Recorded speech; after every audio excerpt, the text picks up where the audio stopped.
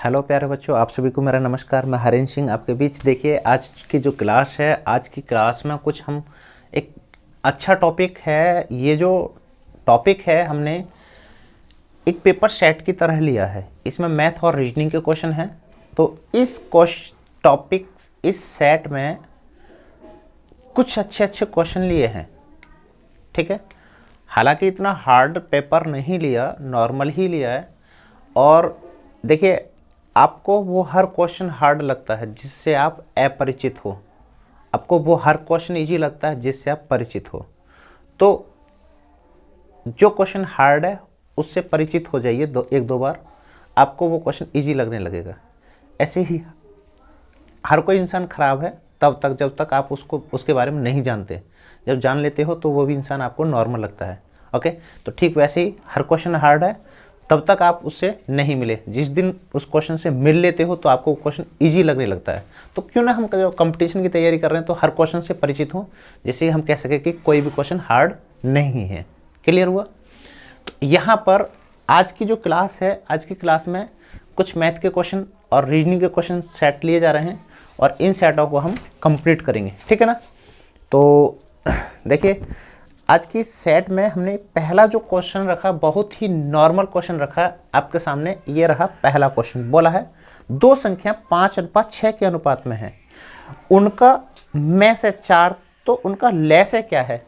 भाई, जब संख्याएं बोल दी 5:6 और उनका में से बता दिया आपको 4, तो सर आपको जब उनका ले से निकालना हो, उन संख्याओं का ले से यानी कि लघुत्तम समापवर्ती निकालना हो, तो कहेंगे अनुपातों की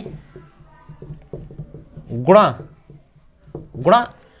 में से, ठीक है भाई। अनुपातों की गुणा करेंगे तो अनुपात हमारा 5 है, गुणा 6 है और में से कितना है 4।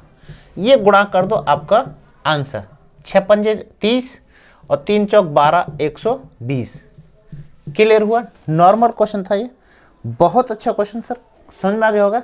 Very good. तो सर अगले क्वेश्चन की ओर चलते हैं। ये क्वेश्चन जो नेक्स्ट जो क्वेश्चन है आपका क्षेत्रफल टॉपिक से है और दूसरा क्वेश्चन आपके सामने। बोला उस त्रिभुज का क्षेत्रफल, नहीं, उस समबाहु त्रिभुज की भुजा की लंबाई, कोई समबाहु त्रिभुज है। समबाहु त्रिभुज क्या होता है? जिसकी प्रत्येक भुजा बराबर हो। ये भी 6√3 है, ये भी 6√3 है और ये भी 6√3 है। इसके परिवृत्त की त्रिभुज की लंबाई कितनी होगी? त्रिभुज की जो त्रिज्या है उसकी लंबाई, यानी कि परिवृत्त जो बना है उसकी त्रिज्या पूछिए। भाई, यहाँ से ये सेंटर पॉइंट हो गया तो पूछा इसकी लंबाई निकालिए, ठीक है सर। तो आपको ध्यान रखना, आपको यहाँ पर जो दिया क्या है, समबाहु त्रिभुज की भुजा है और आपसे पूछा है त्रिज्या। ये कितनी दी है? प्रत्येक भुजा की लंबाई कितनी दी है हमको निकालना है यहाँ से रेडियस। तो हम कहेंगे परिवृत्त की त्रिज्या, परिवृत्त की त्रिज्या फॉर मीन्स आर बराबर क्या होता है, जो आपका भुजा है उसमें हमको √3 से भाग करना होता है।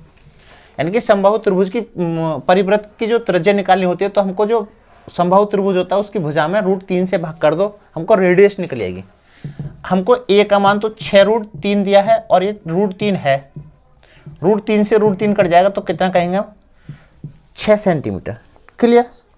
नॉर्मल क्वेश्चन है, कोई ज़्यादा हार्ड क्वेश्चन नहीं है। Very good. चलते हैं अगले क्वेश्चन की ओर।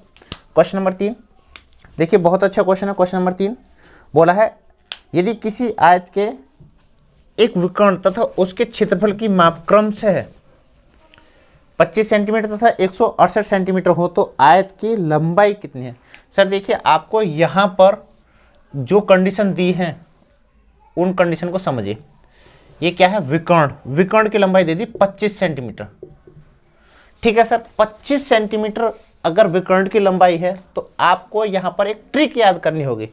आपको इतना पता होनी चाहिए कि कोई त्रिभुज है, उसकी कर्ण की घात 2 किसके बराबर होती है? आधार की घात 2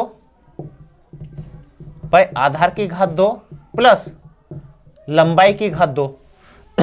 तो यहाँ पर अगर हम कोई त्रिभुज अन्य, यहाँ 4 रखते हैं, 4 की घात 2 और यहाँ 3 रखते हैं, तो इसकी घात,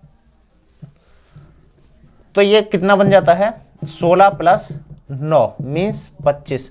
तो हम कहेंगे वो हमारा कितना 5 का वर्ग बन जाता है। ठीक है, तो यहाँ पर 25 किन किन भुजाओं की लंबाई होने पर आता है। देखो, एक तो हमारा यानी कि कर्ण, अब यहाँ समझ लीजिए, ये अगर 5 है और ये 4 होगा तो ये 3 होगा, एक कंडीशन तो ये। अब इसका 2 गुना 3 गुना 4 गुना कर दो, अब ये जो है इसका 5 गुना है, यानी कि इसमें 5 पचम 25 हो गए, तो ये भी 5 गुना कर दो 20 और ये 5 5 तिया 15, यानी कि ये भुजाएं अगर 25 और 15 हैं तो हमारा ये 25 होगा, सॉरी 20 और 15 हैं तो ये हमारा 25 होगा। लेकिन आपसे तो यहाँ पर बोला है कि जी उसका परिमाप, नहीं, हाँ उसका क्षेत्रफल, यानी कि क्षेत्रफल, ये लेंथ है और ये ब्रॉड, इस प्रकार तो क्या होता है लेंथ इंटू ब्रॉड। भाई इन दोनों की गुणा करने पर कितना आना चाहिए 168 भी आना चाहिए। क्लियर। तो अब आपको यहाँ पर एक और पॉइंट याद करना होगा, क्या कि भाई एक तो ये हो गया 25 वाला, एक और ऐसा होता है जिसकी घात ये अगर 25 है तो उसकी अन्य भुजाएं कितनी कितनी होंगी, अन्य भुजाएं उसकी एक 24 होगी और एक 7 होगी। भाई 7 और 24 का वर्ग करने पर हमारा 25 का वर्ग ही निकल के आता है, 7 और 24 का वर्ग करने पर। अब इधर देख लें वेरीफाई, यानी कि ये भुजा 24 और ये भुजा 7, इतना आता है ना, 7 दूनी 7 चौक 28 का 8 हासिल 2, 7 दूनी 14 और 2 16, वेरीफाई हो गया। यानी कि ये वाली भुजा अगर 24 है तो ये वाली भुजा 7 है। अब आपसे तो ये पूछा आयत की लंबाई बताइए, तो सर आयत की लंबाई कितनी आ गई 24 सेंटीमीटर। ठीक है ना, कोई बड़ा क्वेश्चन नहीं है, हार्ड क्वेश्चन नहीं है, सिर्फ आपको ये ट्रिपलेट याद करनी होंगी। यहाँ पर ये क्षेत्रफल टॉपिक में मैं इनको यहाँ ज़्यादा से ज़्यादा करा दूंगा। ओके सर, चलते हैं अगले क्वेश्चन की ओर। बहुत अच्छा क्वेश्चन, देखिए आपके सामने अगला क्वेश्चन है, इसको करिए। ओके, बोला चाय के मूल्य में 10% की कमी होने पर एक व्यापारी 22,500 रुपये में 25 किलोग्राम चाय अधिक खरीद सकता है। चाय की प्रति किलोग्राम कम हुआ मूल्य क्या है। ओके, तो सर यहाँ पर चाय का प्राइस जो भी कुछ है, एक यहाँ पर फॉर्मूला होता है रुपीज इंटू परसेंटेज। कब निकालना होता है ये ओल्ड प्राइस का, ओल्ड प्राइस निकालना हो तो rupees into percentage divide bye आपको जितना भी कम बोला है या जितना भी ज़्यादा बोला है, और उसमें क्या करना है 100 माइनस परसेंटेज से, तो आपको क्या मिलेगा ओल्ड प्राइस। लेकिन आपको निकालना न्यू प्राइस, तो आपको rupees into percentage divide by कम या ज़्यादा इंटू 100, ये क्या होता है न्यू प्राइस निकालना होता है। ठीक है सर, लेकिन यानी कि ये पहले मूल्य क्या था, अब मूल्य क्या है। तो आपसे तो ये पूछा है चाय का प्रति किलोग्राम कम मूल्य कितना है, यानी कि चाय का जो कम हुआ मूल्य क्या है। भाई रुपीज कितने दिए 22,500, परसेंटेज बोला है 10, बट कितने अधिक खरीद सकता है 25 kg, 25 से भाग कर दो, और यहाँ पर क्या 100 से भी भाग करना है। देखिए ये जो पॉइंट है ये इसी फॉर्मूले पर, सॉरी ये जो हमने रखा है इसी फॉर्मूले पर है। अगर आपको बेसिकली ही यही पॉइंट दोबारा से समझना है तो इधर देखिए, आपको बोला 22,500 रुपये में कितने अधिक खरीद रहा है भाई, 22,500 रुपये में कितने अधिक खरीद रहा है 25 किलोग्राम। तो भाई हमको पर प्राइस जो निकाला है पर केजी के हिसाब से निकाला जाता है, हमको पहले यहाँ पर 25 अधिक खरीद रहा है। ठीक है ना, 25 से भाग कर दिया 1 kg के हिसाब से आ गए, और इसमें भी क्या हुआ 10% की कमी हो गई। भाई तो 10% इसका और कर दो, बस कितना 10%, 10/100, ये आपका जैसे आपकी ये लोकेशन है वैसे ही ये है, सेम होने की वजह से आप डायरेक्ट भी इसको कर सकते हो, और आपको फॉर्मूला भी मैंने दे दिया ये वाला। ओके, अब आप यहाँ से 0 से ये 0 कट गए, 25 से काट दो, 25 निम्मा 225 और 1 शून्य, यानी कि 90 रुपये प्रति kg है, ठीक है ना, क्या है 90 रुपये प्रति किलोग्राम के हिसाब से उसका मूल्य है। क्लियर हुआ सर? कम हुआ तो सर यहाँ पर और भी अगले क्वेश्चन की ओर चलते हैं। नेक्स्ट क्वेश्चन क्लियर हो गया होगा, वेरी गुड। देखिए अगला क्वेश्चन और अच्छा क्वेश्चन है। देखिए क्या है क्वेश्चन में बोला है, यदि किसी आयत की लंबाई 10% अधिक तथा उसकी चौड़ाई 10% कम हो जाए तो उसका क्षेत्रफल में कितने % परिवर्तन होगा।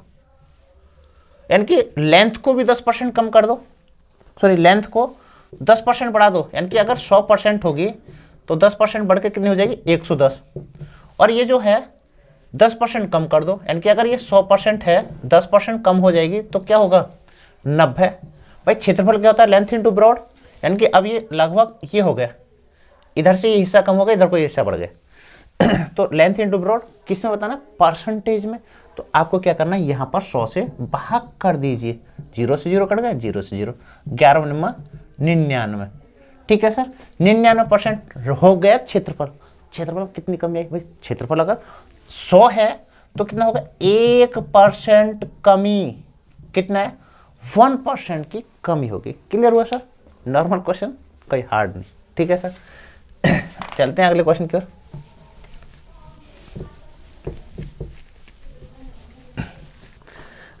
देखिए बोला है ए और बी का रेशो, भाई कितना इजी क्वेश्चन है, 2:3 और बी सी का रेशो आपको दिया है 4:5।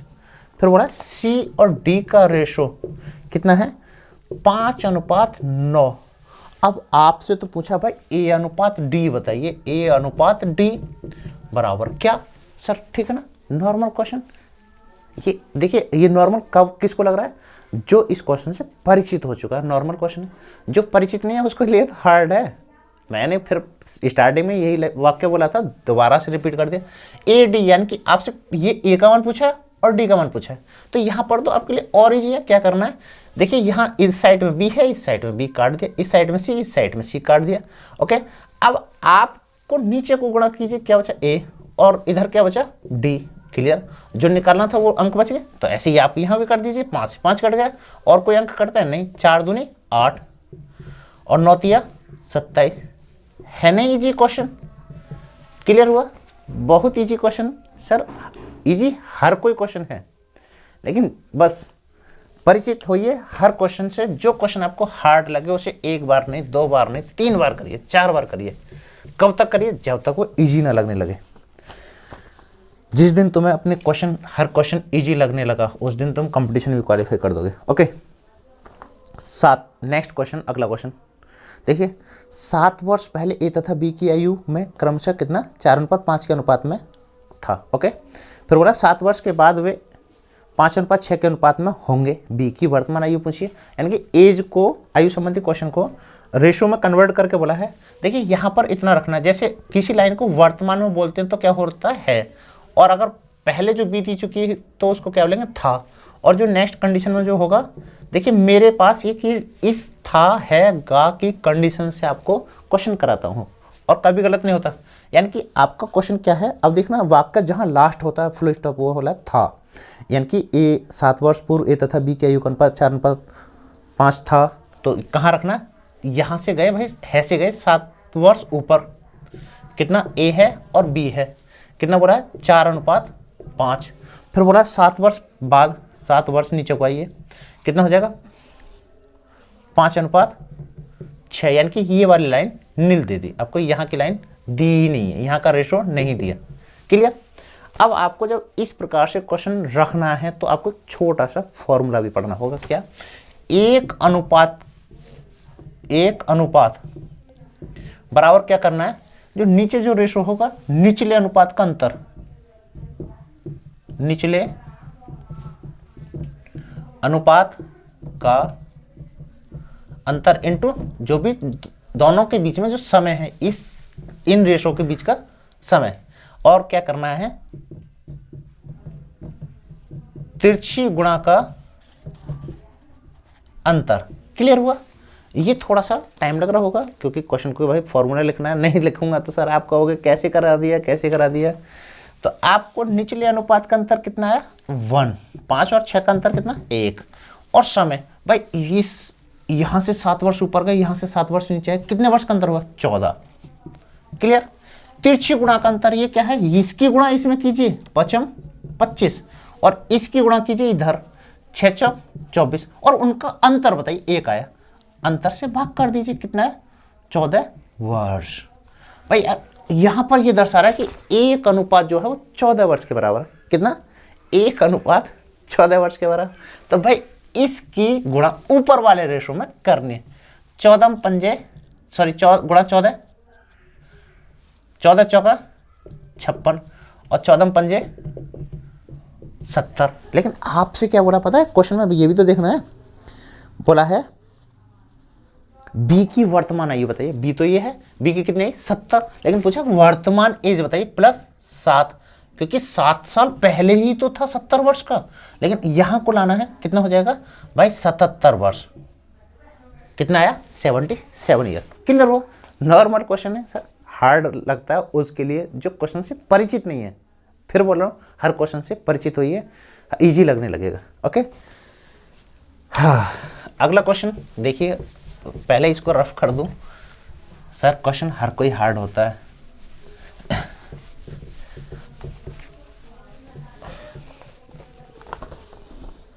उड़ना भी उसी को अच्छा लगता है जो पहले उड़ चुका हो, उड़ना भी उसको बुरा लगता है जो कभी नहीं उड़ा हो। तो आप भी धीरे धीरे धीरे धीरे एक पक्षी की तरह उड़िए और फिर ऐसे जंग जीतिए जिस जंग के लिए आप पर डे मेहनत कर रहे हो। ओके सर, अगला क्वेश्चन है, 2 संख्याएं ऐसी हैं कि उनका अंतर, मैं लिखता चलूं, यानी कि उनका अंतर a माना और b माना, उनका अंतर करें 1, उनको जोड़ दें a + b कितना चाहिए 7 और फिर उनकी गुणा कर दें a × b = 24। तो पूछा वो संख्या क्या है, संख्या क्या है। देखिए यहाँ सर और भी बहुत छोटा तरीका बता दूंगा, लेकिन आपको यहीं से समझिए। आप इन दोनों संख्याओं को जोड़ दीजिए, प्लस प्लस प्लस, यानी कि अब तो b कट जाएगा, 2a हो गया बराबर क्या होगा 8। ठीक है ना, ये क्लियर हुआ 2a। तो a का मान कितना हो गया 4, भाई 2 से कट जाएगा 4 बार। अब यहाँ बताओ फिर जब a का मान 4 आ गया तो b का मान कितना हो सकता है 3, क्योंकि 4 और 3 7, जोड़ने पर 7 और घटाने पर 1। क्या है ये, अनुपात में ही चल रहा है सब कुछ। ओके अब आपसे क्वेश्चन में पता है क्या बोला है कि दोनों संख्याओं के गुणा करने पर 24 आता है, 24 अनुपात। तो ध्यान रखना है यहाँ पर, बहुत अच्छा क्वेश्चन एक समझा रहा हूँ सर। देखिए यहाँ पर 24 जो यानी कि ये वाली जो कंडीशन में कंडीशन फॉलो करिए, 4 मैं यहाँ पर इनको x मान लेता हूँ, अच्छे से समझ में आ जाएगा आपका। यानी कि a का मान तो भाई 4x है, इंटू b का मान कितना 3x बराबर 24x, क्योंकि ये अनुपात ये भी अनुपात में ही, भाई अनुपात में ही तो दिए ये कंडीशन। आपको 1x तो कट जाइए, तो और 4 से इसको काट दो, 4 × 24, 3 से इसको काट दो, 3 दूनी 6, तो एक ये x बची, इस x का मान कितना है 2, x का मान कितना है 2। अब आपसे बोला उनका गुणनफल बताइए। भाई गुणनफल कितना क्या होगा, गुणनफल a × b, और इसका मान तो ऑलरेडी हमको 24x दे रखा है, ये रहा, और 24 गुणा 2 मीन्स कितना हो गया 48। कितना हुआ सर 48। क्लियर हो सर, बहुत अच्छा क्वेश्चन है। आप उलझते हो क्योंकि आपको क्वेश्चनों से डर लगता है। सर क्लास अच्छी लगे तो लाइक जरूर करें, कमेंट जरूर करें।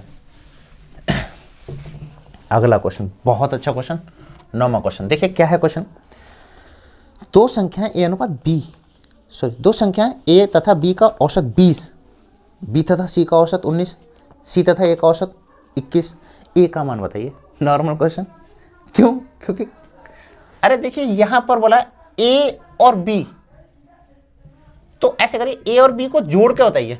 2 संख्या औसत, भाई 2 संख्याओं का औसत 20 है, यानी कि a का भी 20 और b का भी 20, यानी कि संख्या औसत क्या होता है, भाई जोड़ो और 2 से भाग कर दो, यानी कि संख्या को योग बटे कुल संख्या।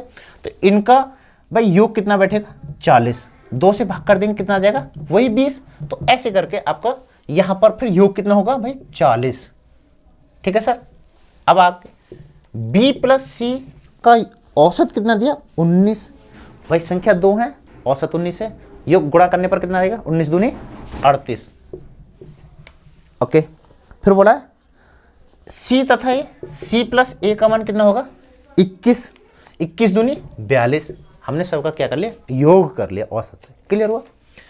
अब क्या करते हैं, इसको भाई जोड़ते हैं। देखिए ए को ए में जोड़ेंगे 2a, बी को बी में जोड़ेंगे 2b, सी को सी में जोड़ेंगे 2c, साथ में इसको जोड़ दीजिए, ये आपका 0, ये आपका 12। यानी कि अब यहाँ से भाई दो कॉमन ले लो, दो कॉमन ले लो, a प्लस बी प्लस सी बराबर 120। इसका मान कितना आया 120। अब भाई ए 20 को इससे काट दो, यानी कि a प्लस बी प्लस सी बराबर 60। 60 आ गए ना। आपसे पूछा है भाई कुछ भी पूछ ले तो a का मान बताइए।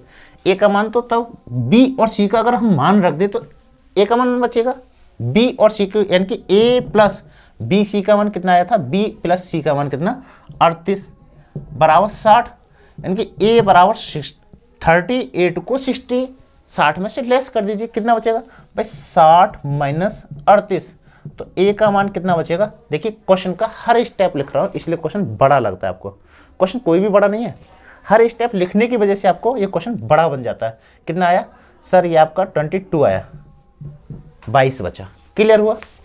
ओके सर, क्लास अच्छी लगी तो लाइक जरूर करें। ओके, अगले क्वेश्चन और अच्छे क्वेश्चन की ओर देखिए कितना अच्छा क्वेश्चन अगला आपका।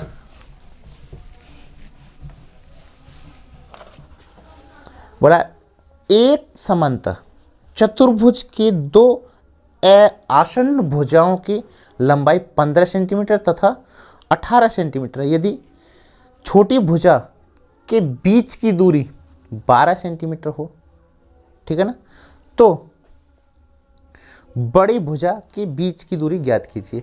सर आपको यहाँ पर जो कंडीशन है, यानी कि बीच की दूरी का मतलब होता है विकर्ण, तो यहाँ पर देखिए सर क्या करना है, नहीं बीच की दूरी को ये आपको ऐसे करके समझना है, चाहे कैसे भी बना लो। यानी कि दो समांतर भुजाएं हैं, उनकी लंबाई दे रखी है सर, कितनी कितनी दे रखी है,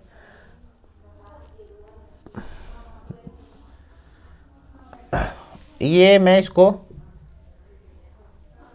15 रख दूं और इसको रख दूं 18, ठीक है। छोटी भुजा 12, ये निकालनी। तो सर यहाँ पर आपको क्या करना है, छोटा सा क्वेश्चन देखिए, जब कभी हम क्षेत्रफल निकालते हैं तो ज़्यादातर ऐसा कर लेते हैं लेंथ इनटू ब्रॉड करके, तो ध्यान रखना सर यहाँ पर थोड़ा सा ये क्वेश्चन एक अजीब है। इसको क्या करना है आपको, 15 है ना, 15 गुणा 12 किसके बराबर बैठना चाहिए, x गुणा 18 के, यानी कि उसकी नहीं पता दूसरी की लंबाई कितनी है, तो वो x गुणा 18, 6 से काट दो, 6 तिया 18, 6 दूनी 3 से काट दो इसको 5 बार, तो यहाँ x का मान कितना है 10 सेंटीमीटर। जिस यूनिट में क्वेश्चन होगा उस यूनिट में आंसर आ जाएगा, कितना है 10। सर ठीक है, क्लियर हो गया। थोड़ा सा अजीब सा लग रहा होगा, कैसे होगा कैसे, क्वेश्चन कोई नहीं, ये आपका क्षेत्रमिति टॉपिक में एक क्वेश्चन है ऐसा, अभी जल्दी में ही लाइव क्लास में ये क्वेश्चन आपको मैं करवा दूंगा। ओके सर, देखिए यहाँ पर जो नेक्स्ट क्वेश्चन है 7वां, अगला क्वेश्चन ये आपका 7 सेंटीमीटर अर्धव्यास वाले एक बेलनाकार पाइप के द्वारा 5 मीटर प्रति सेकंड की रफ्तार से पानी बह रहा है।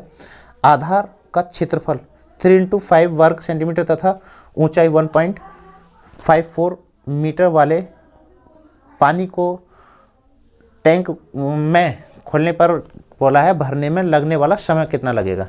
ठीक है, देखिए क्या करना है। यानी कि एक टैंक है, एक पाइप है, ये पाइप है, इस पाइप से क्या है पानी बह रहा है, किस में बह रहा है, ये आपका टैंक है,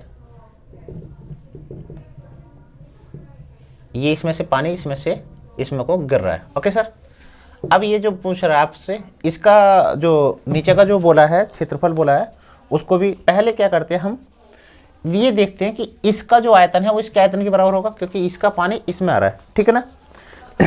तो हम निकालेंगे आयतन, आयतन बराबर क्या होता है पाई आर स्क्वायर एच। भाई पाई का मान कितना 22/7 और आर हमको कितनी दी है क्वेश्चन में 7 × 7 और एच हाइट कितनी दे बताई है 5। ठीक है सर, वो 5 जो हाइट है वो क्या है 5 मीटर प्रति सेकंड। भाई 5 मीटर 1 सेकंड में आया, तो ऐसे करके इसको यहाँ पर हमने इससे ही एच से ही रखेंगे उसको। तो यहाँ से हमको इसकी क्या मिलेगी चाल मिलेगी, यानी कि उसकी कितनी स्पीड से वो पानी चल रहा है। जो क्या होगा भाई, जो पानी चल के आया इसमें भर गया, यानी कि उसकी चाल, यानी कि इसमें पानी जो भी आया वो इसमें भर गया, इसके आयतन के बराबर बैठेगा, इसकी चाल ये आयतन बराबर। अब ये आप इसको गुणा कर दीजिए, 7 × 5 = 35 × 22 करके नहीं, आपका क्वेश्चन जो है अभी यहाँ पर ये जो यूनिट है ना किस में है मीटर में है, ये वाली यूनिट जो है मीटर में है, हमको इसको पूरे को सेंटीमीटर में ही कन्वर्ट करना होगा, क्योंकि भाई ऊपर वाला यूनिट सेंटीमीटर में है, सभी को सेम रखना है। तो हमको क्या करना है, यहाँ पर ये 3 × 5 ये क्या बोला है मीटर में बोला है, और ये जो बोला है ऊंचाई 1.54 ये भी मीटर में बोला है। इसलिए ये मीटर में तो है, इसको भी 100 से भाग करिए और इसको भी 100 से भाग करिए। इसलिए हमने यहाँ पर क्या कर लिया, इसमें भाग करने के बाद इसको टोटल में क्या कर लिया मीटर में बना लिया, मीटर प्रति सेकंड। ठीक है ना सर, क्योंकि ये मीटर प्रति सेकंड सब कुछ क्लियर हुआ। अब आपको यहाँ जितना जैसे कटे वैसे आप काट सकते हो, 5 से काट दो, 5 दूनी 10, 2 से काट दो 11 बार और 2 से काट दो इसको 10 बार। अब आप 11 से इसमें भाग करेंगे तो ये आपका 11 × 7 = 77, कितना आएगा 0.077। क्या आई उसकी चाल निकल कर आई। अब आपसे यहाँ पर एक और कंडीशन, टैंक का आयतन। अब हमको क्या है फिर से भाई देखो, पहले तो हमने नहीं इसका निकाल लिया, अब यहाँ पर टैंक का आयतन निकालेंगे। टैंक का आयतन, ये आपको थोड़ा सा ऊपर को लिख रहा हूँ। क्या करना है फिर से वही, क्या होता है भाई length into breadth into height, tank का आयतन। सर अब यहाँ पर इसको जो रखना है तो ये हमारा ये क्या हो रहा है दूरी कवर हो रही है, ठीक है ना। इसको क्या रखेंगे हम दूरी, लेंथ ब्रॉड का मान कितना दिया 3 × 5, 3 × 5। हाइट का मान कितना दिया 1.54। तो इसकी इसमें गुणा करेंगे कितना आएगा 1.54। तो सर यहाँ से इनको गुणा करने पर कितना आता है, ये आता है 23.1 मीटर की घात 3। कोई नहीं, ये अब आपसे तो पूछा है समय बताइए, समय थोड़ा सा सर ये जगह कम है, यहाँ लिख रहा हूँ मैं भैया जी। समय पूछा है, समय बराबर क्या होता है दूरी बटे चाल। भाई दूरी कितनी हुई, दूरी कितनी हुई 2.31 और उसकी स्पीड कितनी हुई यहाँ से यहाँ तक, ये आपका 0.077। पॉइंट हटाओ ऊपर 0 बढ़ाओ 3 0 और यहाँ से पॉइंट हटाओ 1 नीचे 0 बढ़ाओ और ये आपका कट जाएगा। अब आप ये यहाँ से काट दीजिए, कितने बार कटेगा 3 बार, ये संख्या जो है 3 बार कट जाएगी। 77 7 21 7 21 और 2 23। अब 3 से इसको गुणा करेंगे तो कितना लगेगा 300 सेकंड। 300 सेकंड ऑप्शन देखिए 300 सेकंड है क्या, नहीं है।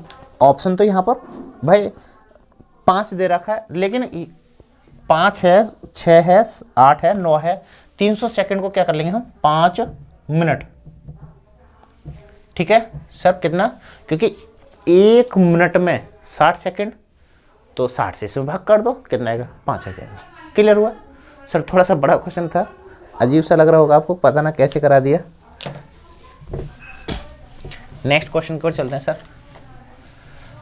थोड़ा सा क्वेश्चन जब तक आपके लिए ये टच बोर्ड वगैरह की जैसी प्रॉब्लम होती है क्वेश्चन बोर्ड पर, तो उसमें तब तक थोड़ी सी प्रॉब्लम ही आ सकती है। सर ये यहाँ पर एक लेवल दर्शाया गया है और लेवल के अकॉर्डिंग आपको यहाँ पर बोला है 6 शाखाएं हैं, B1 B2 B3 B4 B5 B6 हैं और वर्ष 2000 और 2001 देखिए यहाँ पर 2000 को जो दर्शाया गया है वो ये एक बॉक्स में ऐसे इसको दर्शाया गया है और ये वाले बॉक्स को वाइट ही रहने दिया है। तो यानी कि ये दर्शा रहा है कि 2001 जो है वो वाइट वाला संख्या है और 2001 जो है वो ब्लैक वाली लाइनिंग वाली संख्या को डिनोट करना है। क्वेश्चन नंबर यहाँ पर जो ये 12वां क्वेश्चन है, बोला है B1, B3 और B5 की एक साथ मिलाकर दोनों वर्षों की कुल बिक्री, यानी कि इसकी भी 2001 का 2022 का, सॉरी 2000 इसका 2000 का भी और 2001 का भी, इसका भी दोनों, ये दोनों और इसके भी ये दोनों की कुल बिक्री प्रति हजार में ज्ञात करनी है। तो सर आपको अब देखना B1 के जो B1 है इसमें जो संख्या है वो ब्लैक वाली कहाँ तक पहुँच रही है, 80 तक, और साथ में इसी की वो कितनी वाइट वाली कितनी पहुँच रही है, 105 तक प्लस 105। ठीक है सर। अब आपको फिर यहाँ से देखिए B3 की कितनी पहुँच रही है, 95 तक, और B5 की कितनी पहुँच रही है, सॉरी इसकी ही वाइट वाली 110 तक। B5 की काउंट करेंगे तो कितना बैठेगा, 85 प्लस 95। बोला कुल बताइए इसको, इनको जोड़कर सबको, ये यहाँ से यहाँ तक जोड़कर बताइए, यानी कि ये वाला और ये वाला, ये पूरा पार्ट जो है पूरा का पूरा सब कुछ जोड़िए और यहाँ पर बताइए। तो सर आप काउंट करके आप लिख सकते हो, ठीक है ना। लेकिन हाँ आपको कहो तो आपको मैं जोड़ दूंगा 5 5 10 5 15 5 20 की 0, और ये आपका 9 दून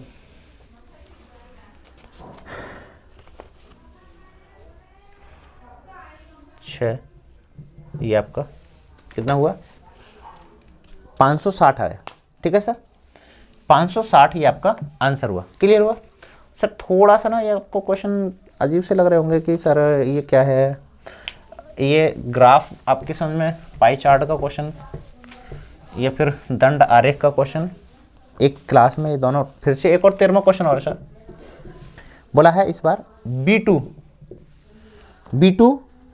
और B4 B4 दोनों वर्ष के ही वही 2000 वाले और 2001 वाले का अनुपात पूछा है भाई। B2 का जो पहुंच रहा है वो कहाँ तक पहुंच रहा है भाई, B2 का जो ये कितने तक पहुंच रहा है, 75 तक और 65 तक, रेशो 85 तक पहुंच रहा है और 95 तक पहुंच रहा है। आप इनको जोड़ दीजिए सर, इनको जोड़ दीजिए, इनका रेशो बता दीजिए। ये कितना बैठ रहा है, 0 14, और ये कितना बैठ रहा है, 0 18 सर। ठीक है, ये 0 से 0 कट गया, 2 से कट गया 7 बार, 2 से कट गया 9 बार, कितना है 7:9 आपका राइट आंसर। क्लियर हुआ, बहुत अच्छा क्वेश्चन सर। और देखिए अगला क्वेश्चन की ओर चलते हैं, वो आपका थोड़ा सा अलग है। एक खिलौने 5 रुपये प्रति खिलौने की दर से खरीद कर 4 रुपये 50 पैसे यानी कि 4.5 प्रति खिलौने की दर से बेचा गया, तो प्रतिशत हानि भाई उसने क्रय किए किस दर से, 5 की दर से, और उनको विक्रय कर रहा है कितना, 4.5 की दर से। क्या हुआ, 0.5 की क्या हुई, हानि हुई। हानि को परसेंटेज में पूछा है भाई, हानि प्रतिशत बराबर टोटल हानि बटे क्रय गुणा 100।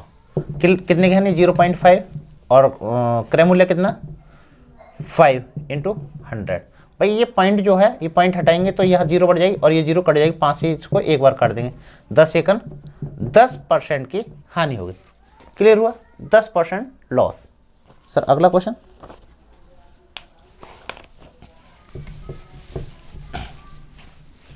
यहाँ पर है, ये क्वेश्चन में बोला है 240 में एक वस्तु को बेचने से एक व्यक्ति को कितना 10% हानि होती है, 20% लाभ कमाने के लिए उसे इस वस्तु को किस मात्रा पर बेचना होगा। भाई देखिए यहाँ पर एक फॉर्मूला होता है, वैल्यू अपॉन किसकी गुणा चाहिए किसकी। नॉर्मल फॉर्मूला है, बहुत अच्छा फॉर्मूला है, पूरे मैथ को खदेड़ कर रखने वाला फॉर्मूला है। 240 जो वैल्यू है वो किसकी है, 10% हानि की, मीन्स 90 की। अब बोला इतनी तो हानि होती है, बोला इस 20% लाभ कमाने के लिए, यानी कि अब वो हमको वैल्यू जो चाहिए 120 की वैल्यू चाहिए, 240 के हिसाब से बेचता है तो 10% की हानि होती है। बोले अब यानी कि 90 की हो गई वो वैल्यू, बोला कि इसको 120% के लाभ से बेचा जाए तो प्राइस क्या होगा, 20 से भाग कर दो, आपका ये आपका 0 कट गया, 3 से काट दो 3 अट्ठे, 3 से इसको काट दो, 3 चौक 12, 8 चौक 32, 320 रुपये की बेचेगा तो उसको 20% का लाभ होगा। क्लियर हुआ सर? बहुत अच्छा क्वेश्चन।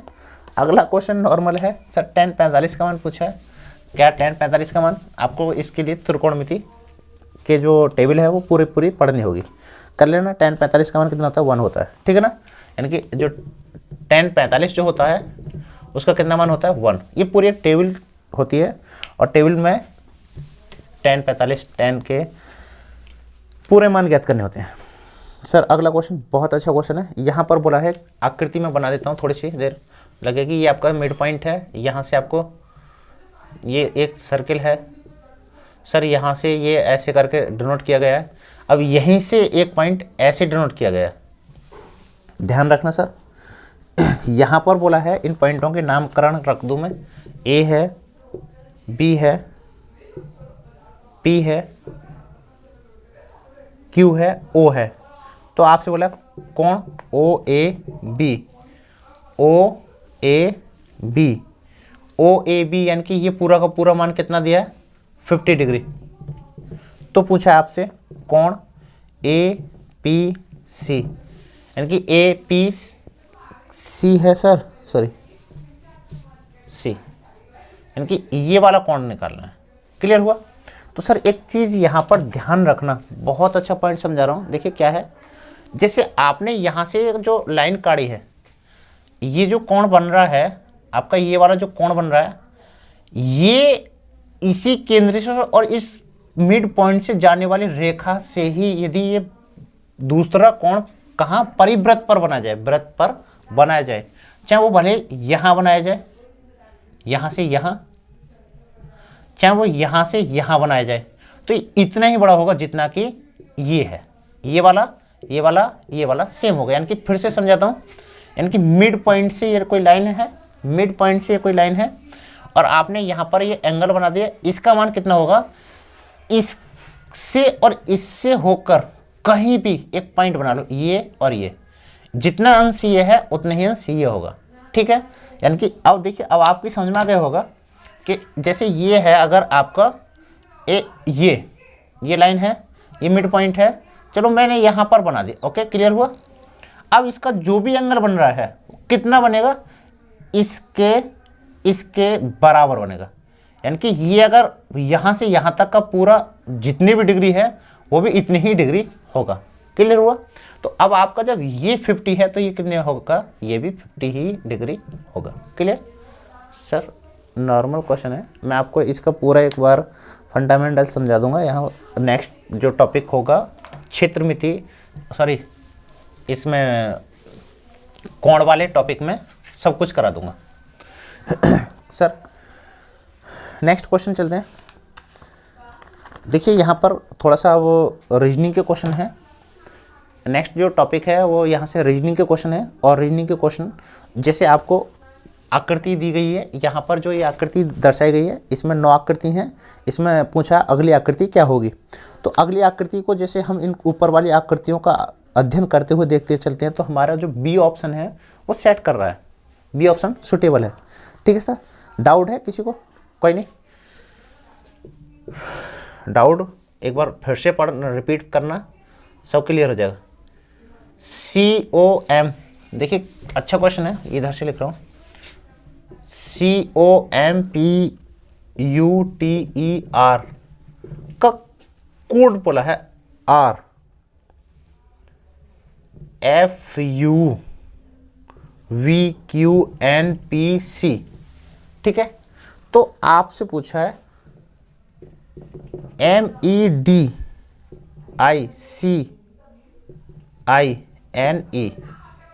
मेडिसिन का कोड क्या होगा। तो सर यहाँ पर देखिए, आपको ये थोड़ा सा क्वेश्चन को मैं इस वाले पार्ट को यहीं लिखता हूँ।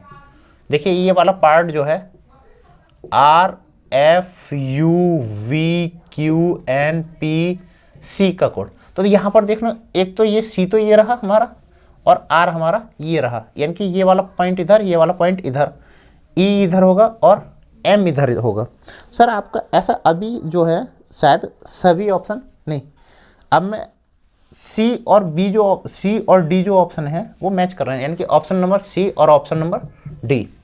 अब आगे यहाँ से आगे चलते हैं।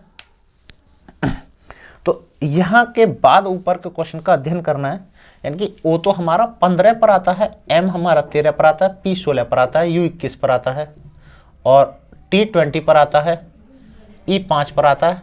तो ऐसे ही यह F कितने पर आता है, 6 पर, U कितने पर आता है, 21 पर, V 22 पर, Q 17 पर और N 14 पर, P 16 पर। इनमें भी कुछ ना कुछ लॉजिक लगा हुआ है। तो देखिए यहाँ पर जो है ये इधर को ये रहा, क्या ये 15 है, ये 16 है, यानी कि क्या हुआ, एक बढ़ गया। ये 13 है, ये 14 है, एक बढ़ गया। ये 16 है, ये 17 है, एक बढ़ गया। 20 है, ये 22 हो गया। 21 है, 22 हो गया। 20 है, 21 हो गया। 5 का 6 हो गया, यानी कि एक एक बढ़ाकर इनका आंसर लिख दिया गया। ऐसे ही हम इसका क्या करेंगे, एक बढ़ाकर इधर लिख देंगे। ई के बाद क्या आएगा, एफ। डी के बाद क्या आएगा, डी के बाद क्या आता है, ई। आई के बाद क्या आता है, जे। सी के बाद क्या आता है, डी। आई के बाद क्या आता है, जे। एन के बाद क्या आता है, ओ। अब हमारा देखिए यहाँ पर जो ऑप्शन जो मैच कर रहा है कौन सा मैच कर रहा है, आपका डी ऑप्शन मैच कर रहा है। E O J D J E F M. Clear हुआ, यानी कि 1 1 माइनस किया गया है इन दो कोडों को छोड़कर सब में। ठीक है सर, मैं जो समझा रहा हूँ आपके समझ में आ रहा होगा। नेक्स्ट क्वेश्चन, बहुत अच्छा क्वेश्चन। देखिए हर क्वेश्चन इजी और हर क्वेश्चन हार्ड होता है, उसके लिए बस इतना है कि आपको पढ़ना होता है। एक व्यक्ति दक्षिण दिशा में 15 मीटर चलता है। भाई देखिए, कभी भी डायरेक्शन आपको कंप्लीट करना हो तो इधर साइड में नॉर्थ साइड ही माना जाता है, यानी कि नॉर्थ मीन्स उत्तर, हमेशा ऊपर साइड नॉर्थ ही माना जाता है। नॉर्थ एक दिशा दूरी टॉपिक की और मैं क्लास बनाकर डाल दूंगा, आपकी समझ में अच्छे से आ जाएगा। तो ऊपर नॉर्थ होगा। अब नॉर्थ में बोला है एक व्यक्ति दक्षिण दिशा में, भाई ये नॉर्थ है यानी कि उत्तर है, तो ये कौन सी होगी, दक्षिण। ये कौन सी होगी, पूर्व। और ये कौन सी होगी, पश्चिम।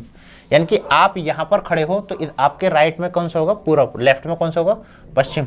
ऊपर क्या होगा, मुख की दिशा में क्या होगा, उत्तर। दक्षिण की दिशा में क्या होगा, दक्षिण। सॉरी, नीचे की साइड। कभी भी जब हम पेपर देने जाते हैं तो वहाँ पर खुद हमें लोकेशन नहीं पता होती है, हमारा उत्तर किधर है, दक्षिण किधर है, पूर्व किधर है, पश्चिम किधर है। तो हम क्या अपने मुख की दिशा में ही अपना नॉर्थ मानकर क्वेश्चन को करते हैं। यानी कि जैसे मैंने ये ऊपर उत्तर माना, नीचे दक्षिण माना। अब राइट में जो होगा, राइट साइड जो होगा वो कौन सा होगा, पूर्व होगा। और लेफ्ट साइड कौन सा होगा, पूर्व, पश्चिम। अब यहाँ से बोला एक व्यक्ति दक्षिण दिशा की ओर चला। यहाँ से किधर, ये मिड पॉइंट, अगर ये उसका सेंटर पॉइंट है, स्टार्टिंग पॉइंट है, तो इधर चला 15 मीटर। ठीक है। अब इसके बाद क्या है, वो अपने दाएं मुड़ा।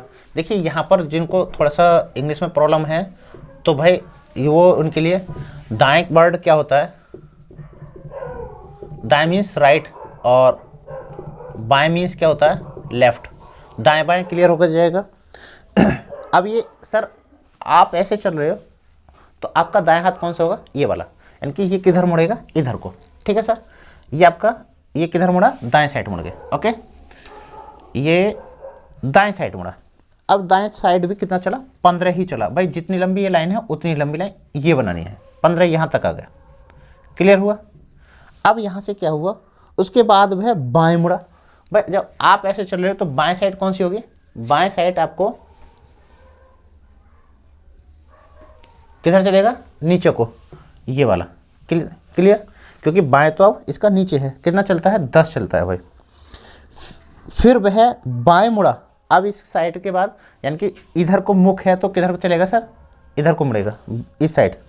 तो कितना मुड़ता है, 15। यानी कि ये लाइन 15 है तो ये भी 15 ही होगी, ये भी 15। यानी कि इस लाइन के ठीक दिशा में आ जाएगा, सामने फेस। यहाँ आ गया। बोला है वह अपने प्रारंभिक स्थान से कितनी दूर है। भाई 15, ये देखिए इतनी दूरी और बढ़ गई। ये दूरी जब ये 10 है तो ये भी 10 होगी ना। तो कितना यहाँ से यहाँ तक का डिफरेंस पूछा, कितना होगा, 25 मीटर। 25 मीटर चला। सर क्लियर हुआ। पूछे किस दिशा में, दक्षिण दिशा में, क्योंकि इस साइड है, वहां से स्टार्टिंग पॉइंट से किस दिशा में है सर। मैं देखिए इसके कई आंसर होते हैं। प्रारंभ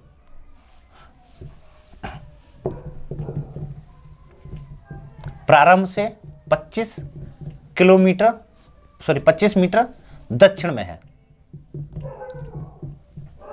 ओके, अगर क्वेश्चन पूछा जाता अब उसका घर किस दिशा में, अगर ये घर होता, इससे ऑफिस से पूछा जाए, ये अगर ऑफिस माने हमको इसको, तो किस दिशा में है, उत्तर दिशा में, यानी कि यहां से किस दिशा में, ऊपर को, यानी कि यहां से किधर है, ऊपर को। क्लियर है सर। डायरेक्शन की क्लास में थोड़ा सा ये आपको क्वेश्चन अजीब लग रहा होगा, क्योंकि है तो नॉर्मल, लेकिन मैंने इसको मैं थोड़ा कंफ्यूज सा कर दिया, क्योंकि कई क्वेश्चन बताना चाह रहा था, इसलिए नहीं बताया। आप ज़्यादा एक्सपर्ट हो, इसलिए कभी आप वीडियो ना देखो। एक महिला के चित्र की ओर इशारा करते हुए बलराम कहता है, बलराम कह रहा है सर किसके, महिला की ओर इशारा करते हुए, कि वह मेरे पुत्र, यानी कि बलराम मेरे पुत्र, इसका पुत्र किधर रखेंगे, नीचे। भाई इसका पुत्र तो देखिए यहां पर ब्लड रिलेशन में आपको स्तर पता होनी चाहिए। स्तर पता होगी तो आप ग्राफ बना पाएंगे। स्तर क्या होता है, लेवल। ग्राफ क्या होता है, जैसे ये मैंने नीचे रखा, ऊपर रखा, किधर रखूंगा। मेरे पुत्र के एकमात्र भाई, यानी कि मेरा जो पुत्र है उसका के एकमात्र भाई की पत्नी है। ठीक है, तो पुत्र के एकमात्र भाई, यानी कि यही एकमात्र भाई, इसका एक ही भाई है जो भी है, उसकी ये पत्नी है। इसके एक ही भाई है जो पुत्र है, और इसकी ये जो है कौन है, महिला जो है कौन है, पत्नी है, पत्नी। भाई इन दोनों में कैसा है, पति पत्नी का संबंध है। अब आपसे वो क्वेश्चन बोला है, तो महिला बलराम के किस प्रकार संबंधित है, तो बलराम से किस प्रकार संबंधित है, ऐसे होना चाहिए था। यानी कि ये कौन हुआ, पुत्र, ये भी पुत्र हुआ। भाई पुत्र की पत्नी कौन हुई, बहू, पुत्र वधू। क्लियर हुआ, पुत्र वधू या बहू, क्योंकि बहु वर्ड पुत्र की पत्नी के लिए बोला जाता है। ठीक है सर। अगला क्वेश्चन बोला है, यहां पर देखिए बहुत अच्छा क्वेश्चन है, ये है MENAKSHI। यहां पर मैं थोड़ा सा इस क्वेश्चन को पूरा लिख देता हूं। इसके ऑप्शन है, ए ऑप्शन है भाई AENAISHKE।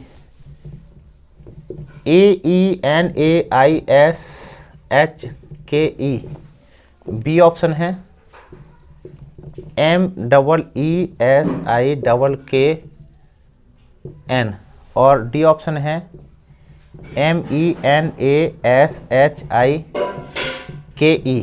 ठीक है सर, ये B, D option, C option और डी ऑप्शन, और है चौथा ऑप्शन देखिए क्या है, MENAEKSHIE। तो यहाँ पर देखिए पूछा है कि शब्द का प्रयोग करके कौन सा शब्द बनाया जा सकता है, कौन कौन से शब्द बनाए जा सकते हैं, बनाए जाने वाला शब्द आपको बताना है बस। तो यहाँ पर जैसे इस शब्द का प्रयोग, इस शब्द से लेने हैं ये शब्द, ए ये रहा, ई ये रहा, एन ये रहा, ए ये रहा, और आई ये रहा, एस ये रहा, एच ये रहा, के भी भाई है, और ई भी है। ये तो बन सकते हैं, लेकिन आखिर क्या है, यहाँ पर ए जो है डबल है, हमारे पास तो सिंगल ए है, और साथ में जो इसमें के है, के भी, सॉरी चलो ठीक है। और अगला क्वेश्चन की ओर चलते हैं, ये वाला ऑप्शन की ओर। देखिए यहाँ पर एम ये रहा, डबल ई ये रहा, एस ये रहा, आई ये रहा, डबल के, फिर से वही यहाँ पर सिंगल के, और हमारे पास यहाँ हमको जरूरत है डबल के की। ऐसे ही इसको देखिए, एम ये रहा, ई ये रहा, एन ये रहा, एन ये रहा, ए भी ये रहा, और एस ये रहा, एच ये रहा, आई ये रहा, के ये रहा, ई ये रहा। तो आपके लिए अब यहाँ पर क्या प्रॉब्लम हुई भाई, सभी वर्ड मैच कर रहे हैं, तो यहाँ पर जो है आपका M है, E ये रहा, N ये ASHIKE, ये ठीक है। लेकिन यहाँ पर देखिए ये, चलो ये लग रहा है मुझे ये बन जाएगा, M है, E है, N है, A है, यहाँ पर जो है हमारे पास E, यहाँ पर E कितने हैं, 1 2 3, यहाँ E 3 है, इसलिए ये भी नहीं बन सकता। क्लियर हुआ सर? इसलिए हमारा कौन सा सी ऑप्शन बन सकता है। ओके, चलो अगले क्वेश्चन की ओर चलते हैं। देखिए क्या है अगले क्वेश्चन में, बहुत अच्छा क्वेश्चन है, वो भी थोड़ा सा ऐसे ही है पर दर्पण आकृति में बोला है DMC। भाई इसको बोला है जल में दिखाई देगी, यानी कि जल तो यहाँ पर बनेगा, इसको जल में देखेंगे तो इस आकृति को कैसा दिखाई देगा, ठीक है ना, यानी कि ये नीचे को पलट जाएगी। भाई डी तो ऐसी रहेगी लेकिन पॉइंट ऊपर, और साथ में ये एम जो है, एम ऐसे है तो ये क्या हो जाएगा, ऐसे हो जाएगा डब्लू की तरह, ठीक है, और ये डॉट यहाँ होगा और ये आपका सी ऐसे होगा। तो अब आप अपना ऑप्शन चेक कर लीजिए, आपका ए ऑप्शन ऐसा मैच करता है। आगे है विलुप्त संख्या पूछी है 6 15 32 स्पेस, और ये अगला यहाँ पर क्या आएगा। उसके बाद एक और अगला क्वेश्चन है, ये question number 25, question number 25, question number 26, question number 27, question number 28, और ये आपको क्या है कमेंट में इनके आंसर देने हैं सर। ठीक है सर, 28 तक इनके क्वेश्चन कमेंट में देने हैं, ये पूरे के पूरे मैंने रख दिए आपके सामने। अब देखिए यहाँ पर जो क्वेश्चन है 6 बजे, अगला क्वेश्चन 6 बजे घड़ी की मिनट की सुई उत्तर दिशा में है, 6 बज रहे हैं घड़ी में, कोई ऐसी घड़ी है 6 बजे, ये जो मिनट की सुई है उत्तर दिशा में है। सर 6 पहले बजाओ, 6 कब बजते हैं, यानी कि ये वाली सुई तो छोटी यहाँ 6 पर, और ये आपका 3 होता है, ये 12 होता है, ये आपका 9, ये आपका 1 2, ये आपको यहाँ पर डिजिट लिख देता हूँ मैं, 1 2 3 4 5 6 7 8 10 11। ओके, 6 बज गए, और बोला है मिनट वाली सुई किधर है, उत्तर दिशा में, यानी कि वो जो क्वेश्चन है वो सेम आपके डायरेक्शन के अकॉर्डिंग ही दिया है। बोले 6:52 पर, यानी कि 6:52 पर ये वाली घड़ी की जो सुई है 6:52 होंगे, तब तक ये क्या करेगा 6:52 तो 50 यहाँ पर हो जाते हैं, ये वाली सुई कहाँ होगी, ये वाली यहाँ होगी, ये वाली सुई यहाँ के लगभग होगी, और ये वाली थोड़ी सी मूवमेंट कर चुकी होगी, 7 के लगभग में पहुँचेगी, 7 से थोड़ा सा पीछे, 7 से थोड़ा सा पीछे। अब आगे बोला है तो मिनट की सुई किस दिशा में होगी। भाई मिनट की सुई जो है वो किस दिशा में होगी, आप यहाँ से ये वाली दिशा, यानी कि अगर ये डायरेक्शन है तो ये वाली दिशा कौन सी होगी, तो ये तो आपका उत्तर होता है, ये आपका दक्षिण होता है, ये आपका पूर्व होता है, तो ये कौन सा होता है, पश्चिम, तो हम कहेंगे उत्तर पश्चिम। कौन सा, उत्तर पश्चिम इसमें राइट आंसर होगा। ठीक है सर, क्लियर हुआ। अब यहाँ पर जो एक और क्वेश्चन है आपका, इसमें भी आपको एक लॉजिक लगा के क्वेश्चन नंबर 29 बताना है, 29 का कमेंट में आंसर देना है, मैं भी तो देखना चाहूँ आप कितने हो। देखिए यहाँ पर भाई एक क्वेश्चन डिग्री एंगल वाला आ गया, बहुत अच्छा क्वेश्चन है, एंगल वाला मैं समझा देता हूँ। 29वें क्वेश्चन का आंसर सभी दोगे अपने कमेंट में। क्या है, एक आदमी का मुख पश्चिम दिशा की ओर है। भाई पश्चिम किधर होता है, इधर, ठीक है। अब वह 135 डिग्री दक्षिणावर्त घूमता है। मुझे ये इस प्रकार से करेंगे, हमको टाइम लगेगा, मैं आपको ट्रिक से समझा देता हूँ। दक्षिणावर्त यानी कि दक्षिण साइड में, दक्षिणावर्त मीन्स होता है क्या, दाएं, दक्षिणावर्त मीन्स क्या होता है, दाएं, और वामावर्त मीन्स होता है बाएं। तो दक्षिणावर्त तथा फिर 180 दक्षिणावर्त, उसके बाद यानी कि 2 बार 135 पहले घूमा और 180 एक और घूम गया, और वामावर्त मीन्स बाएं।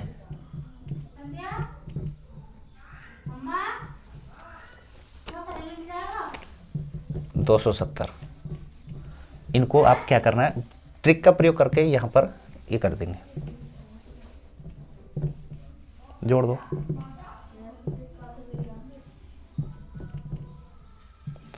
अंतर, इनका हमको अंतर लेना है। कितना है, 45।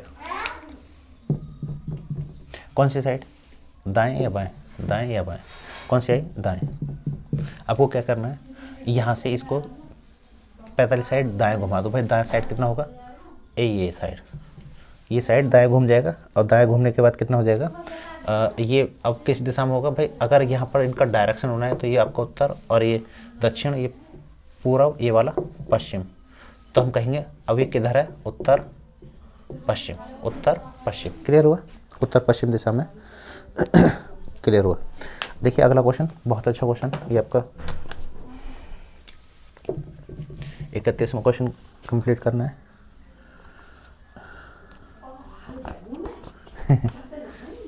32वां क्वेश्चन भी करना है, बहुत अच्छा क्वेश्चन है। घंटे और मिनट की सुई के बीच में अंतर पूछा आपको। सर यहाँ पर जो मैं देखना चाहूँगा कितने बच्चे ऐसे हैं जो घड़ी वाला टॉपिक उनका क्लियर है। एक दिन मैं घड़ी की क्लास में ये आपका क्वेश्चन करा दूंगा। ये आपका 32वां क्वेश्चन कमेंट में देना है। और देखिए यहाँ पर 33वां क्वेश्चन, चलो यहाँ ज़्यादा क्लास नहीं बढ़ा रहा हूँ क्योंकि आपको क्वेश्चन फिर कमेंट में ज़्यादा करने हो जाएंगे, इसलिए मैं इन क्वेश्चनों को यही रोकता हूँ।